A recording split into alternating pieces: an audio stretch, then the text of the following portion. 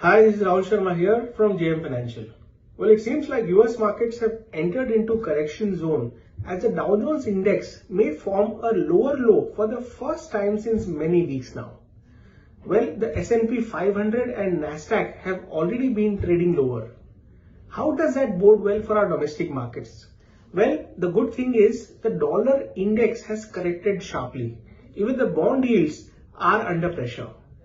Domestically speaking, last week we did see a bounce back happening in our markets with all the sectoral indices closing in the green.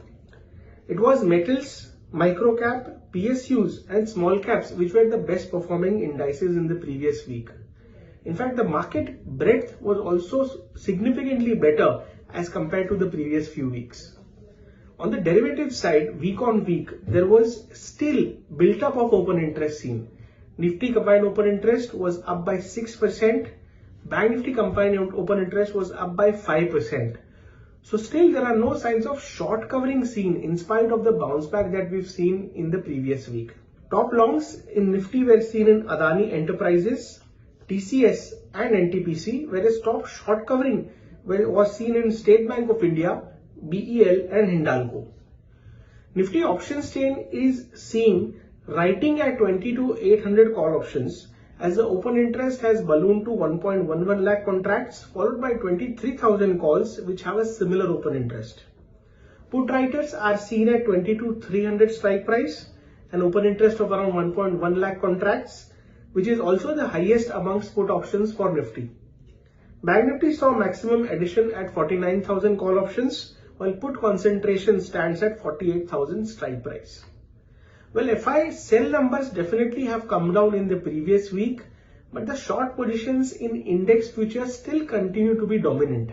Yes, there has been a reduction week on week from around 1.88 lakh contracts short.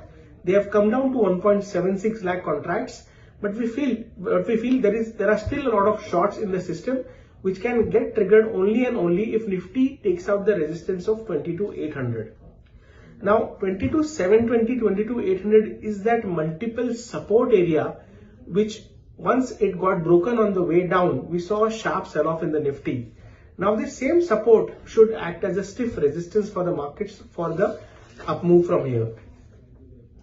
Now, however, if we fail to cross 22,800, this may invite further shorts into the system and Nifty may slide down all the way down to 22,000 once again. Now, except metals and private banks, none of the sectoral indices have seen any kind of change in reversal or leadership emerging. Now, as far as the macro is concerned, with the US market slipping down and China being the best performing market in the world followed by Germany, India remains in a sweet spot from a medium to long term time frame. The next big trigger for the domestic markets could be the earnings season, which happened to be from April 10th onwards. In fact, one can look to add in case the dip happens around 21,800 to 22,000 support area on the Nifty.